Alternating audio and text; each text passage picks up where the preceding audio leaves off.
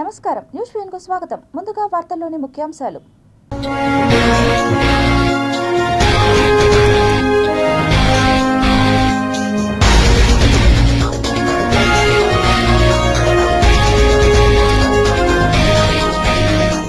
పూరి జగన్నాథుడి రథయాత్రకు సర్వం సిద్ధం.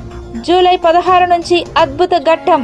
5 కిలోమీటర్ల పరిధిలో నో ఫ్లయింగ్ జోన్. 2027లో స్పేస్ లోకి భారత వ్యోమగాములు. మూన్ టార్గెట్ గా స్పీడ్ పెంచిన ఇస్రో. లెజెండరీ సింగర్ జానకి కన్నుమూత. ఘన నివాళులర్పించిన అభిమానులు. భక్తులతో కిక్కిరిసిన తిరుమల. వరుస సెలవుల నేపథ్యంలో యాత్రికులతో కిటకిట. ఆన్లైన్లో విద్యుత్ బిల్లుల చెల్లింపునకు ప్రాధాన్యం. జోరందుకున్నాక రెవెన్యూ కౌంటర్ల మూత. పారదర్శకత కోసమేనన్న సదరన్ డిస్కమ్.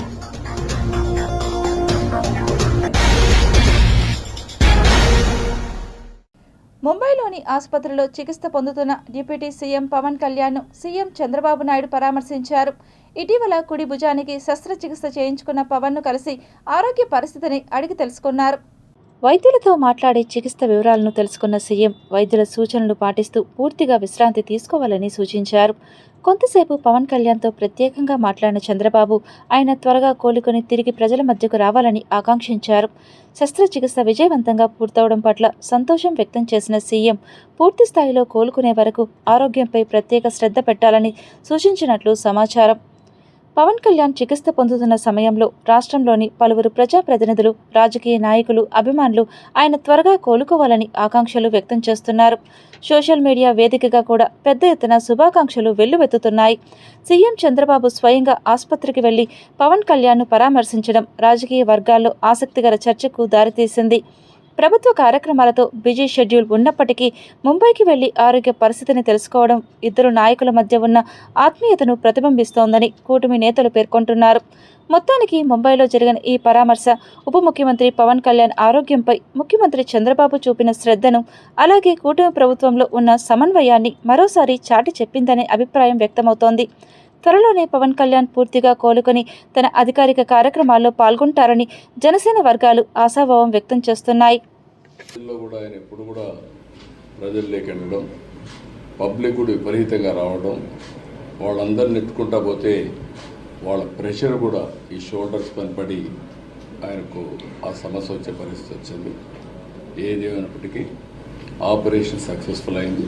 రెండో హ్యాండ్ కూడా చిన్న ప్రాబ్లం ఉంటే కూడా ఫిజియోథెరపీతోనే బాగవుతుంది కూడా డాక్టర్ చెప్తున్నారు. తొందరగా ఆయన రికవర్ కావాలి, మళ్ళీ నార్మల్గా అన్ని విధాల హెల్తీగా ఉండి సుజావుగా ప్రజల సేవ చేయాలని మనస్ఫూర్తిగా ఆకాంక్షిస్తూ తొందరలో కోలుకోవాలని మనస్ఫూర్తిగా ప్రజల్లో కూడా ఆయన ఎప్పుడు కూడా ప్రజల్లోకి వెళ్ళడం, పబ్లిక్ కూడా విపరీతంగా రావడం, వాళ్ళందరిని నెట్టుకుంటా పోతే వాళ్ళ ప్రెషర్ కూడా ఈ షోల్డర్స్ పని పడి ఆయనకు ఆ సమస్య వచ్చే పరిస్థితి వచ్చింది. ఏది ఏమైనప్పటికీ ఆపరేషన్ సక్సెస్ఫుల్ అయింది. రెండో హ్యాండ్ కూడా చిన్న ప్రాబ్లం ఉంటే కూడా ఫిజియోథెరపీతోనే బాగవుతుంది కూడా డాక్టర్ చెప్తున్నారు.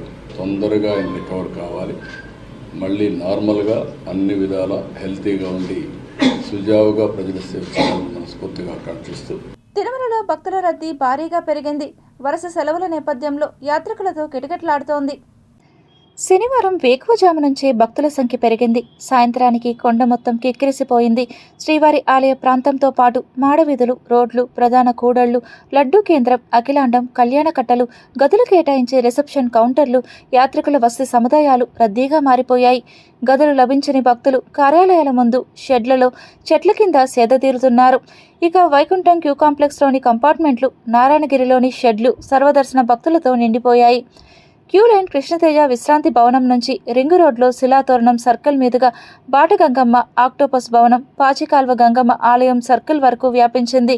వీరికి దాదాపు 18 గంటల దర్శన సమయం పడుతోంది. క్యూ లైన్లు నిండిన వెంటనే ప్రవేశ ద్వారాన్ని మూసివేస్తున్నారు.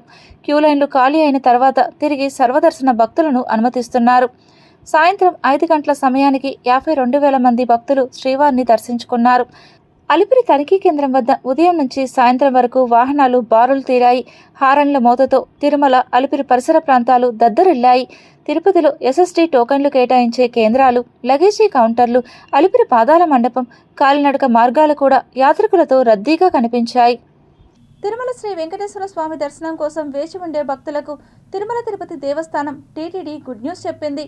అక్టోబర్ నెల దర్శన కోటా విడుదల వివరాలను ప్రకటించింది.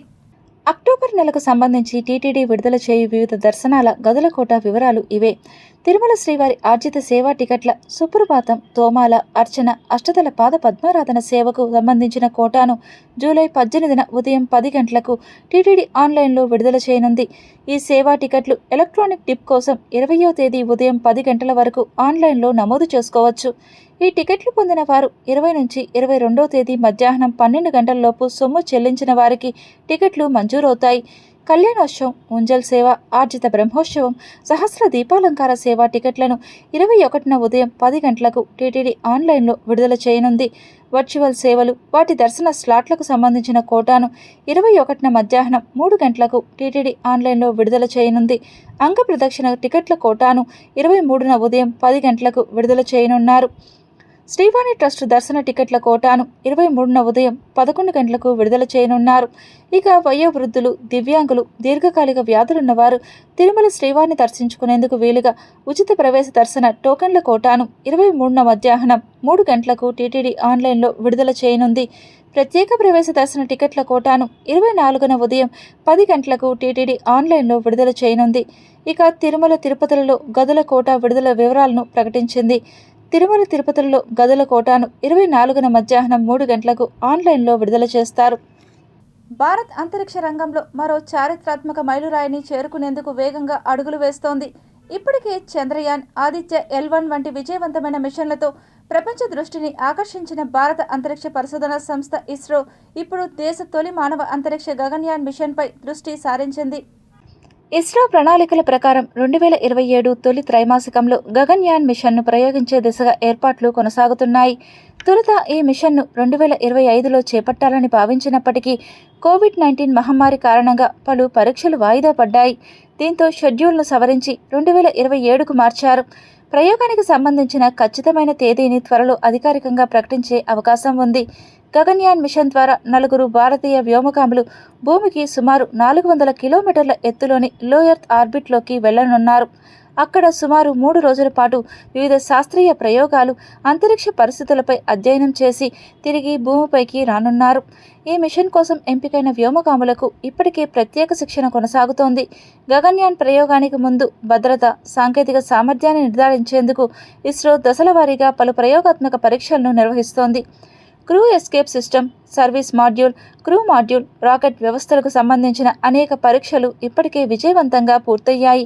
మరికొన్ని టెస్ట్ మిషన్ల అనంతరం శ్రీహరికోట నుంచి అసలైన గగన్యాన్ ప్రయోగం జరగనుంది. వినియోగదారులు ఆన్లైన్లో విద్యుత్ బిల్లులు చెల్లించేలా సదరన్ డిస్కమ్ ప్రాధాన్యమిస్తోంది. పారదర్శకత కోసమే ఈ నిర్ణయం తీసుకున్నట్లు డిస్కమ్ ప్రకటించింది. వినియోగదారులు ఆన్లైన్లో విద్యుత్ బిల్లులు చెల్లించేలా సదరన్ డిస్కమ్ ప్రాధాన్యమిస్తోంది. పారదర్శకత కోసమే ఈ నిర్ణయం తీసుకున్నట్లు డిస్కమ్ ప్రకటించింది. డిస్కమ్ పరిధిలోని తిరుపతి, కడప, చిత్తూరు, అనంతపురం, అన్నమయ్య, నెల్లూరు, నంద్యాల, కర్నూలు, శ్రీ సత్యసాయి జిల్లాల్లో 61.32 లక్షల విద్యుత్ వినియోగదారులు ఉన్నారు. వీరి నుంచి నెలకు విద్యుత్ ఛార్జీల బిల్లుల రూపంలో సుమారు 520 కోట్లు వసూలు చేస్తున్నారు. బిల్లుల వసూలు విధానంలో పారదర్శకత కొరవడిందన్న విమర్శలొచ్చాయి. ఈ నేపథ్యంలో కొన్నేళ్ల కిందటి నుంచే వినియోగదారులు ఆన్లైన్లో బిల్లులు చెల్లించే ప్రక్రియకు సంస్థ శ్రీకారం చుట్టింది. దీనిపై విస్తృతంగా ప్రచారం చేసింది. అధికారిక website, mobile app, dynamic QR code, WhatsApp governance, Mana Mitra, net banking, debit, credit కార్డుల ద్వారా విద్యుత్ బిల్లులు చెల్లించేలా వెసులుబాటు కల్పించింది. దీనివల్ల ప్రస్తుతం 49% మంది వినియోగదారులు ఆన్లైన్లోనే చెల్లింపులు చేస్తున్నారు. ఈ శాతం మరింత పెరిగితే విద్యుత్ బిల్లులు వసూలు చేసే రెవెన్యూ కౌంటర్లను మూతవేస్తామని ఇప్పటికే అధికారులు ప్రకటించారు. ప్రపంచ ప్రసిద్ధ పుణ్యక్షేత్రం పూరిలో జగన్నాథుడి రథయాత్రకు సర్వం సిద్ధమైంది. ఈ ఏడాది జూలై 16 నుంచి 27వ తేదీ వరకు అత్యంత వైభవంగా ఈ రథోత్సవ వేడుకలు జరగనున్నాయి. లక్షలాది మంది భక్తుల రాకను దృష్టిలో ఉంచుకుని పూరీ పట్టణంలో భద్రతను అత్యంత కఠినతరం చేశారు. రథయాత్ర సాగే ప్రధాన ప్రాంతాల చుట్టూ దాదాపు 5 కిలోమీటర్ల పరిధిని నో ఫ్లయింగ్ జోన్గా అధికారులు ప్రకటించారు. భద్రతా కారణాల రీత్యా ఈ పరిధిలో సాధారణ ప్రజలు లేదా ప్రైవేట్ వ్యక్తులు డ్రోన్లను ఉపయోగించడంపై పూర్తిగా నిషేధం విధించారు. నిబంధనలను అతిక్రమిస్తే కఠిన చర్యలు ఉంటాయని నిఘా వర్గాలు హెచ్చరించాయి. శాంతి భద్రతల పరిరక్షణ, ట్రాఫిక్ నియంత్రణను పర్యవేక్షించేందుకు వీలుగా కేవలం అధికారిక ఏజెన్సీలకు మాత్రమే డ్రోన్ల వినియోగానికి అనుమతి ఇచ్చారు. అది కూడా జిల్లా యంత్రాంగం నుంచి ముందస్తుగా రాతపూర్వక అనుమతి తీసుకున్న ప్రభుత్వ విభాగాలు మాత్రమే వీటిని ఆపరేట్ చేయాల్సి ఉంటుంది.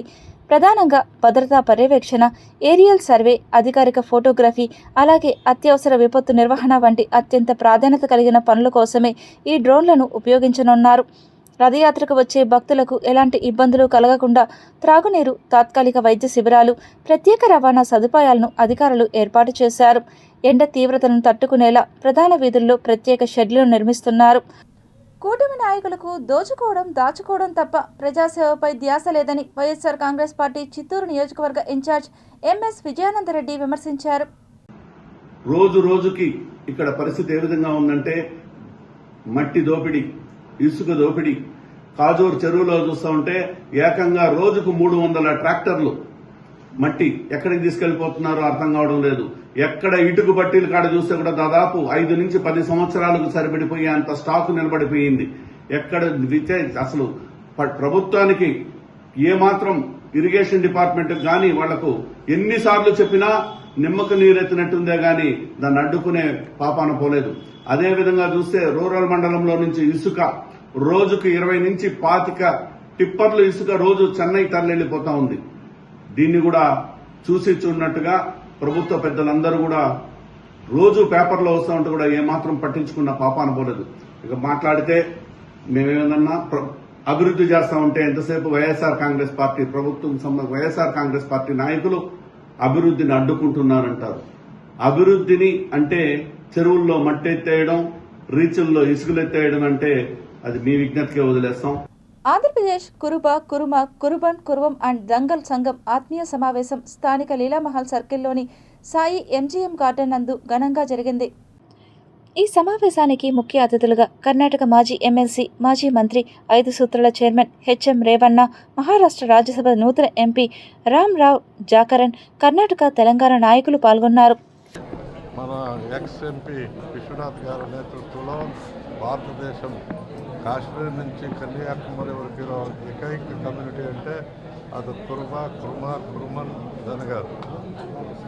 ఇటువంటి సమాజంలో ఒక ఆర్గనైజేషన్ చేయాలని అంబేద్కర్ తత్వంలో educate, organise and fighting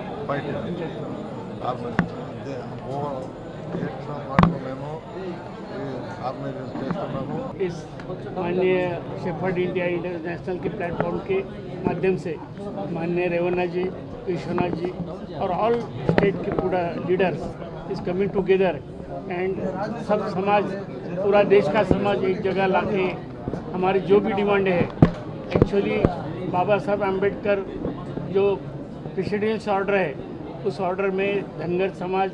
Tirupati జిల్లా చంద్రగిరి నియోజకవర్గంలోని పాకాల మండలం పల్లివేడు గ్రామంలో టీడీపీ నాయకుడు వి సతీష్ కుమార్ రెడ్డిపై కత్తులతో దాడి జరిగిన ఘటన ఉద్రిక్తతకు దారితీసింది. మాజీ రౌడీ షీటర్ కటారి ప్రత్యూష్ రెడ్డి సతీష్ కుమార్ రెడ్డిపై కత్తితో దాడి చేసినట్లు పోలీసులు తెలిపారు. ఈ ఘటనలో బాధితుడికి కడుపు, ఛాతీ కింది భాగంలో తీవ్ర గాయాలయ్యాయి. దాడి అనంతరం నిందితుడు అక్కడి నుంచి పరారయ్యాడు. తీవ్రంగా గాయపడిన సతీష్ కుమార్ రెడ్డిని స్థానికులు వెంటనే తిరుపతిలోని ఆసుపత్రికి తరలించి చికిత్స అందిస్తున్నారు. రాజకీయ, వ్యక్తిగత కక్షల నేపథ్యంలో ఈ దాడి జరిగినట్లు ప్రాథమిక సమాచారం వెల్లడైంది. ఘటనపై పాకాల సీఐ చిన్నగోవిందు కేసు నమోదు చేసి దర్యాప్తు చేపట్టారు. నిందితుడి కోసం గాలింపు చర్యలు కొనసాగుతున్నాయి.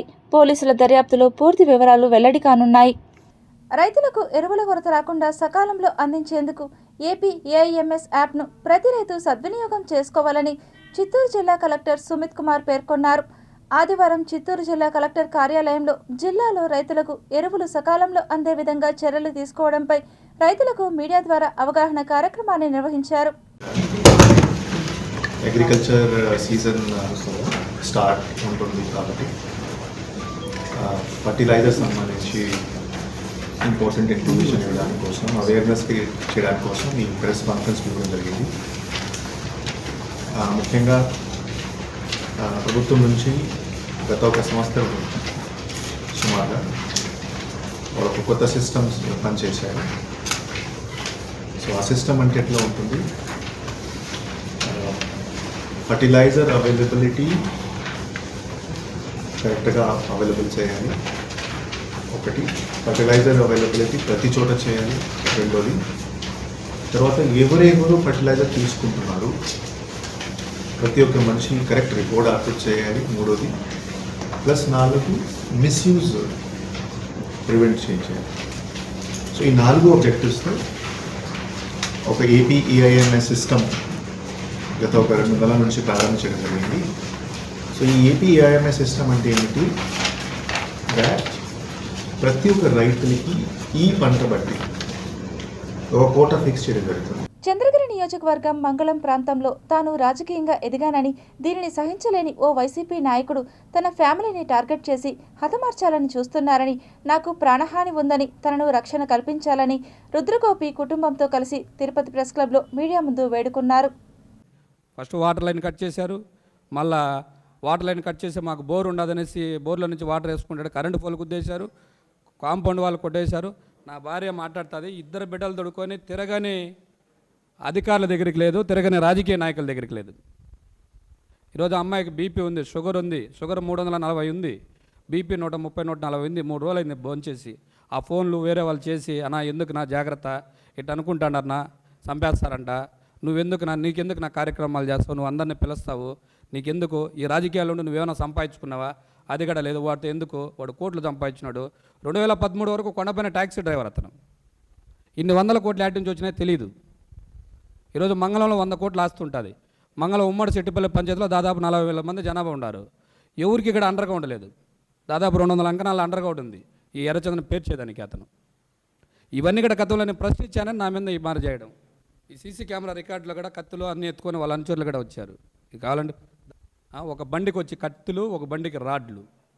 నేనేదైనా పోయి ప్రజల్లో తిరుగుతా అంటే ఇక్కడ ఎందుకు వస్తావు ఈ నా కొడుకు, వీడికి ఏడేం పని, అప్పుడే చంపేయాలని చూసినాం, ఈ నా కొడుకు తప్పించుకొని తిరిగినాడు, గాలివిడికి పారిపోయినాడు కాపురం. మళ్ళీ తిరుపతి స్విమ్స్ ఆసుపత్రిలో గత 3 దశాబ్దాలకు పైగా సేవలు చేస్తున్న ఉద్యోగులను పక్కన పెట్టి భారీ జాబ్ నోటిఫికేషన్ విడుదల చేయనున్నట్లు వచ్చిన సమాచారం బాధాకరమని, కోవిడ్-19 ఫ్రంట్ లైన్ వారియర్లుగా తమ ప్రాణాలకు తెగించి స్విమ్స్ హాస్పిటల్లో సేవలు చేసిన తమకు అన్యాయం చేయడం సబబు కాదని టీటీడీ చైర్మన్, పాలక మండలి సభ్యులను తిరుపతి ప్రెస్ క్లబ్ మీడియా ముందు స్విమ్స్ సీనియర్ ఎంప్లాయీస్ వేడుకున్నారు.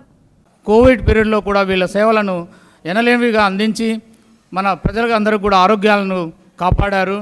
అలాంటి సర్వీస్ చేసినటువంటి వ్యక్తులంతా కూడా ఈరోజు వాళ్ళ సర్వీస్ను గుర్తించకుండా వాళ్ళని తొలగిస్తూ కొత్తగా నోటిఫికేషన్ ఇచ్చి కొత్త వ్యక్తులను తీసుకోవడంతో దానిపైన వీళ్ళంతా కూడా వాళ్ళ ఆవేదన వ్యక్తం చేసుకుంటున్నారు.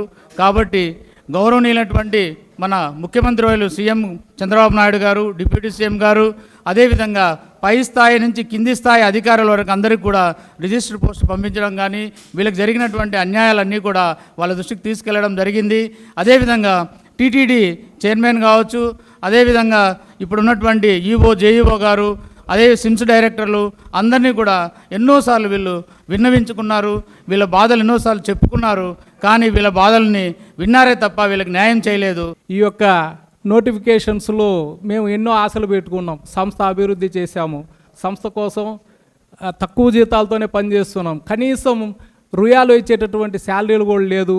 ఇదే విషయాన్ని మేము సీఎం దృష్టికి 3 సార్లు తీసుకెళ్ళాము, డిప్యూటీ సీఎం గారికి, అలాగే పీజీఆర్ఎస్లు అన్నిటికీ ఇచ్చాము, అలాగే రిజిస్టర్ పోస్ట్ ద్వారా ఉన్నటువంటి అడ్మినిస్ట్రేషన్స్ అందరికీ ఇచ్చాము, స్వయంగా కలిసాము, ఎండోమెంట్ మినిస్టర్ని, ఎండోమెంట్ ప్రిన్సిపల్ సెక్రటరీని, ఇలా అందరినీ కలిసాము. ముఖ్యమంత్రి గారి నుంచి టీటీడీ చైర్మన్, ఈఓ గారి ద్వారా కూడా ఈ యొక్క సమస్యలను పరిష్కరించాలని అభ్యర్థిస్తున్నాము. తిరుపతి జిల్లాలో డ్రగ్స్ కేసులో టీటీడీ ఉద్యోగిని అరెస్టు చేశారు పోలీసులు. గోవిందరాజస్వామి ఆలయం అర్చక భవన్లో జూనియర్ అసిస్టెంట్గా పనిచేస్తున్న రాహుల్ యాదవ్ను పోలీసులు అరెస్టు చేశారు. ఈ నెల 10న రేణిగుంట పోలీసులు అరెస్ట్ చేసిన డ్రగ్స్ కేసులో నిందితులను అరెస్ట్ చేశారు. వారి వద్ద నుంచి 3 లక్షల విలువైన 63 గ్రాముల మెత్ స్వాధీనం చేసుకున్నారు పోలీసులు. ఇంజనీరింగ్ కాలేజీ విద్యార్థులకు డ్రగ్స్ సరఫరా చేస్తున్నట్లుగా అనుమానం వ్యక్తం చేస్తున్నారు పోలీసులు. అరెస్టైన వారిలో టీటీడీ ఉద్యోగి, ఇంజనీరింగ్ ఉద్యోగి ఉండడంపై అనేక అనుమానాలకు దారితీస్తోంది. టీటీడీ ఉద్యోగి రాహుల్ యాదవ్ అరెస్టుతో సన్నిహిత ఉద్యోగుల్లో ఆందోళన వ్యక్తమవుతోంది. పోలీస్ విచారణలో డ్రగ్స్ సరఫరా, సేవిస్తున్న వారి గుట్టు లాగుతున్నట్లు తెలుస్తోంది. ఎస్ఐఆర్ వివరాలపై చిత్తూరు జిల్లా కలెక్టర్ సుమిత్ కుమార్ మీడియాకు వెల్లడించారు. 91%. అప్పుడు మీరు 80%, అప్పుడు 80%లో ఉన్నాము. ఇప్పుడు ఈ రోజుకి 91% చేయడం జరిగింది. సుమారుగా 13,40,126 ఎలక్టర్స్ ఉంటే 13,40,126 ఓటర్స్ ఉంటే 11,39,840 ఓటర్స్ డిజిటైజేషన్, ఈ ప్రాసెస్ డిజిటైజేషన్ కంప్లీట్ చేయడం జరిగింది. ఈ డిజిటైజేషన్ పర్సంటేజ్ 85%. అంటే 85% ఓటర్స్ ఇమీడియట్గా వచ్చేసారు. కానీ ఇంకా 5%, 80% ప్లస్ 5, ఇంకా 5% సుమారుగా 69,000 ఓటర్స్ దొరకట్లేదు. 69 ఓటర్స్ ఇప్పటి వరకు డిజిటైజ్ చేయలేకపోయాము. వినూత్న రీతిలో విద్యార్థులకు విద్యను బోధించేందుకు వర్లీ చిత్రలేఖనం దోహదపడుతుందని, సంపుటిత సంపూర్ణ రామాయణం విద్యార్థులకు సులభతరంగా అందించేలా రూపుదిద్దడం జరిగిందని తెలుగు బుక్ ఆఫ్ అవార్డు గ్రహీత డాక్టర్ వరలక్ష్మి పేర్కొన్నారు. నేను విద్యార్థులకు ఆడుతూ పాడుతూ విద్యాభ్యాసం అందించాలనే ఉద్దేశంతో, మరియు ప్రస్తుతం సమాజం అంతా కూడా పిల్లలు పరీక్ష మార్కుల కోసం పరిగెడుతున్నారు. ప్రవర్తన లోపాలను ఎవరు పరిగణలోకి తీసుకోలేదు. కాబట్టి విద్యార్థులకు సమగ్ర మూర్తిమత్వ వికాసాన్ని అందిస్తూ విలువలతో కూడిన విద్యను అందించాలి, మరియు మన హిందూ సంప్రదాయాలని విద్యార్థులకు అందజేయాలి, పురాణ ఇతిహాసాలను తెలియజేయాలనే ఒక మంచి ఉద్దేశంతో ప్రస్తుతం 10వ తరగతి తెలుగు ఉపాధ్యాయంలో ఉన్నటువంటి సంపూర్ణ రామాయణాన్ని నేను 6 మాసాల్లో విద్యార్థులు నేర్చుకున్నది అరగంటలో విద్యార్థులు రివిజన్ చేసుకునే రకంగా సులభ పద్ధతిలో అన్ని కాండాలను కూడా గీసేసి నేను రామాయణాన్ని అందించాను. దీనికి గాను నాకు తెలుగు బుక్ ఆఫ్ రికార్డ్ వాళ్ళు నాకు ఫిబ్రవరిలో తెలుగు బుక్ ఆఫ్ రికార్డ్ అందించడం జరిగింది. ఈ నా కోరిక కృష్ణుడి జీవితాన్ని కూడా అలాగా వ్యక్తిత్వ వికాసానికి దోహదపడేటట్టుగా పిల్లలకి కృష్ణుడి గాథను కూడా ఇలా వర్లీ ఆర్ట్తో తప్పకుండా వాళ్ళని ఎడ్యుకేట్ చేస్తారని నేను ఆమెని మనస్ఫూర్తిగా అభినందిస్తున్నాను. మరి ఇట్లా కొత్త ప్రయోగాలు చాలా అవసరం. చిన్నప్పటి నుంచి ఆర్ట్ ద్వారా మనం చెప్పదలుచుకున్న పాఠాలు చెప్పడం ద్వారా పిల్లలు ఉన్నత స్థాయికి పోతారు, మంచి పౌరులుగా ఎదుగుతారు. ఆ క్రమంలో వారు చేస్తున్న కృషిని నేను మనస్ఫూర్తిగా అభినందిస్తున్నాను. తెలుగు ప్రముఖ సంగీత గాయకురాలు గాన గంధర్వుని జానకి మృతి తీరని లోటని సంగీత ప్రియులు కొనియాడారు. ఆమె మృతి వార్త సంగీతాభిమానులను విషాదంలో ముంచెత్తింది అని పలువురు ఆమె చిత్రపటానికి పూలమాలలు వేసి ఘన నివాళులర్పించారు. వేలాది పాటలతో తెలుగు ప్రజల గుండెల్లో చెరగని ముద్ర వేసిన జానకి గారు ఇక లేకపోవడం అత్యంత బాధాకరమని పలువురు అభిప్రాయపడ్డారు. జానకి గారి పాటలంటే చిన్న పాప నుంచి ముదసలి వరకు ప్రతి ఒక్కరూ ఆమె పాట వింటుంటే ఎంతో తన్మయత్వంతో ఆనందంగా ఉంటారు. అలాంటి గాయని మన జానకి గారు. ఆమె తెలుగు, తమిళం, హిందీ, కన్నడ, మలయాళం అలా పలు భాషల్లో 48,000 పైచిలుకు పాటలు పాడి అందరి హృదయాలను దోచుకున్నారు. అలాంటి గొప్ప గాయని మన జానకి గారు. ఎన్నో అవార్డులు ఆమె సొంతమైంది. నంది అవార్డు తీసుకున్నారు, అందరి ప్రశంసలు పొందారు. ఆమె నిన్న మరణించడం చాలా బాధాకరం. ఆమె ఆత్మకు శాంతి కలగాలని రాయలసీమ రంగస్థలి కళాకారులు భగవంతుని ప్రార్థిస్తున్నారు. సంగీతం సాహిత్యమపి సారస్వత్య స్తనద్వయం అని పెద్దలు చెప్పారు. చదువుల తల్లి లాంటి ఆ సరస్వతిదేవి ఎలా ప్రవేశిస్తుందో ఆ విధంగా జానకీదేవి ఒక కంఠం కానీ అన్నీ కానీ చాలా మృదువుగా ఉంటాయి. ఎప్పుడు సాహిత్యానికి సంగీతం కలిసి ఉంటేనే ఆ పాట చాలా అందంగా ఉంటుంది. ఆ విధంగా మేము మన దేశ భాషలే కాకుండా ఇతర దేశాల యొక్క భాషల్లో కూడా మేము పాటలు పాడి వన్నెకెక్కినటువంటి జానకీదేవి గారికి నా హృదయపూర్వక నమస్కారాలు. ఈ గాన కోకిల్ని విడిచిపెట్టకూడదు అనేటువంటి ఒక ఇదితో ఆమె మాధుర్యానికి ప్రాణం పోసేవాడు ఆయన భర్త. ఆ భర్త చనిపోయిన తర్వాత ఆయన వియోగంతో కొంతకాలం మదనపడింది. మరలా కొడుకుని చూసుకుంటూ బ్రతుక్కుంటూ వచ్చింది. కొడుకు కూడా ఇటీవలే ఒక సంవత్సరం 10 నెలల క్రితం స్వర్గస్థులు అయినారు. ఆ వ్యధ కూడా ఆమెకి ఎక్కువైపోయింది.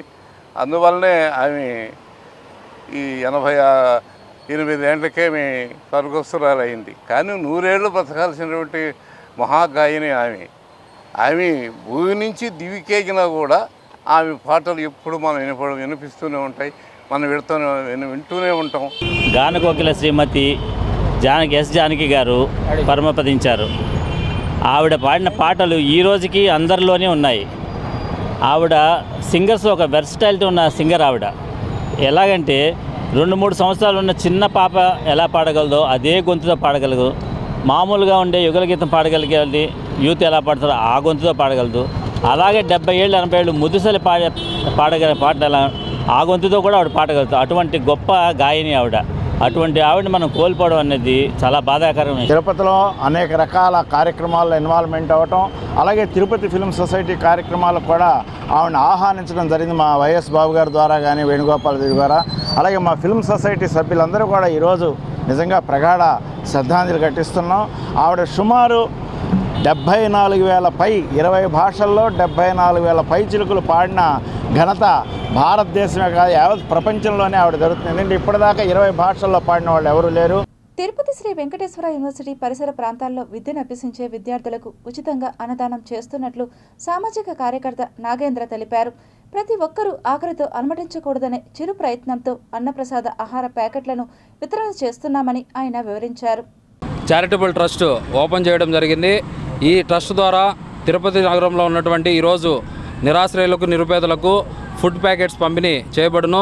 ఎందుకంటే అన్ని దానాల కంటే అన్నదానం గొప్పది అంటూ ఉంటారు పెద్దవాళ్ళ కాలం నుంచి. అందుకని ఈరోజు ఫుడ్ ప్యాకెట్స్ అందరికీ ఇవ్వాలని నిర్ణయించుకున్నాము. ఈ ట్రస్ట్ తరఫున తొందరలో ఇంకా మంచి కార్యక్రమాలు, రక్తదాన శిబిరాలు, ఇంకా కూడా చాలా గొప్ప కార్యక్రమాలు ఉంటాయి. ఈ కార్యక్రమానికి అందరూ విచ్చేయడం జరిగింది. మా మిత్రులకి, అలాగే ఇక్కడికి వచ్చేసినటువంటి పెద్దలకి, నా సహచరులకు అందరికీ కూడా అభినందనలు మరియు ధన్యవాదాలు తెలియజేసుకుంటున్నాను. ఎందుకంటే ఇది ఒక్కరి వల్ల సాధ్యం కాదు, అందరూ కూడా సపోర్ట్ చేయడం వల్లే ఇది సాధ్యమైంది. రోజు కార్యక్రమాలు చేసుకుంటూ ఈరోజు తిరుపతిలో ఈ యొక్క ట్రస్ట్ ద్వారా ఏదైతే సహకారాలు అందించాలని చెప్పి ముందుకొచ్చిన నాగేంద్ర గారికి, వాళ్ళ తల్లిదండ్రులకి అందరికి కూడా మేము విద్యార్థి విభాగం తరఫున ధన్యవాదాలు తెలుపుకుంటున్నాం. యాదవులంతా ఐకమత్యంగా ఉండి తమ న్యాయమైన సమస్యల పరిష్కారానికి కృషి చేయాలని శంకర్ యాదవ్ పిలుపునిచ్చారు.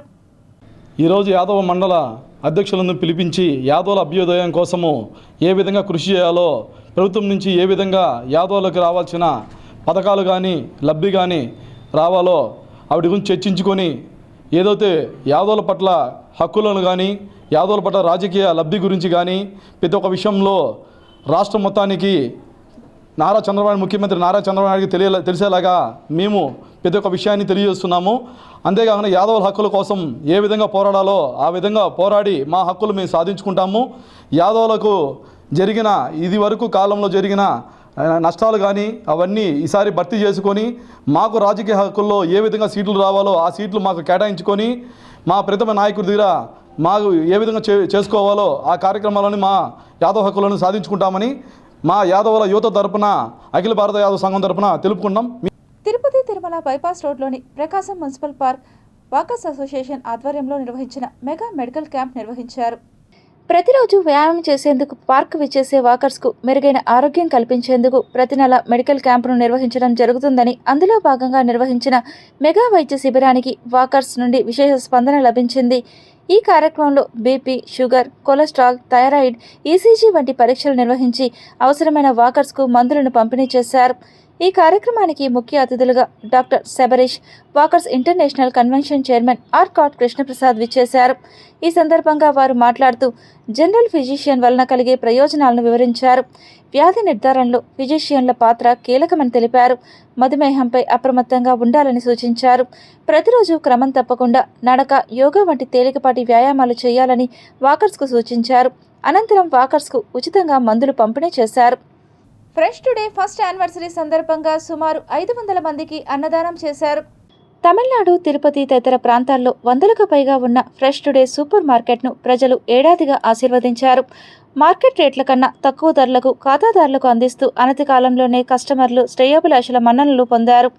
ప్రతి వస్తువు కొనుగోలులో కస్టమర్లకు ఆకర్షణీయంగా వివిధ వస్తువులను అందిస్తోంది. రానున్న కాలంలో మరింతగా తమను ఆశీర్వదించాలని సంస్థ బ్రాంచ్ మేనేజర్ కోరారు. ఫ్యూచర్లో ఈ స్టోర్స్ కూడా మనకి ఈరోజు చెన్నై, తమిళనాడు కలిపి ఒక 35 దాకా ఉన్నాయి. మన వెంకటేశ్వర స్వామి ఆశీస్సులతో, భగవంతుడి ఆశీస్సులతో తొందరలో చెన్నై, తమిళనాడు కలిపి ఒక 100-150 స్టోర్లు ఎదగాలని చెప్పి మేము భగవంతుని కోరుకుంటున్నాము. ఇదే విధంగా తిరుపతి ప్రజలందరూ కూడా ఈ ఫెస్ట్ డేని ఆశీర్వదించి ఈ బ్రాండ్ని కొంచెం ఎస్టాబ్లిష్ చేసేందుకు మా సార్కి ప్రత్యేకంగా ధన్యవాదాలు తిరుపతిలో లాంచ్ చేయడానికి. ప్లస్ మనకి ఇది కాకుండా మన బైరాపేటలో కూడా సెకండ్ బ్రాంచ్ ఇంకో బ్రాంచ్ ఒకటి ఉంది. బైరాపేటలో పార్క్ ఆపోజిట్ ఒక బ్రాంచ్ ఉంది. థర్డ్ బ్రాంచ్ మంగళంలో మన మాన్సా ఇన్ హోటల్కి ఆపోజిట్ థర్డ్ బ్రాంచ్ మంగళం ఒకటి లాంచ్ చేస్తాం. ఫ్యూచర్లో ఇంకో 4th బ్రాంచ్ కూడా ఓపెన్ చేస్తాము. ప్రజెంట్ అయితే ఇవి జరుగుతున్నాయి. కాబట్టి దయచేసి తిరుపతి ప్రజలందరూ మా మీద కొద్దిగా మా బ్రాండ్ మీద కొంచెం చూసి మీరు ఎలా ఉంది అన్ని కొనుగోలు చేసుకొని మాకు మీ సపోర్ట్ అందజేయాల్సింది కోరుకుంటున్నాను. వార్తలు ముగించే ముందు ముఖ్యాంశాలు మరోసారి చూద్దాం.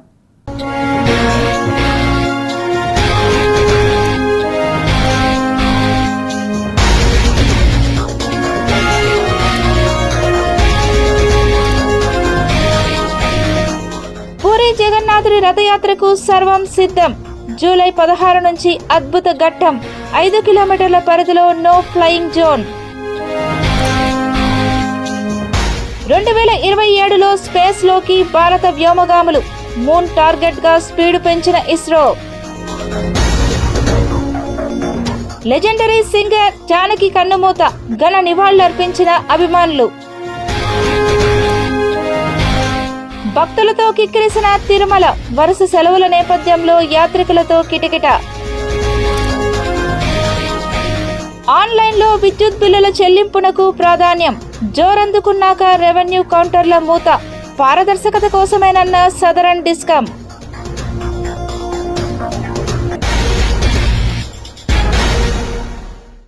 ఈ వార్తలు ఇంతటితో సమాప్తం. సమగ్ర సమాచారంతో మళ్ళీ కలుద్దాం. అంతవరకు సెలవు. నమస్కారం.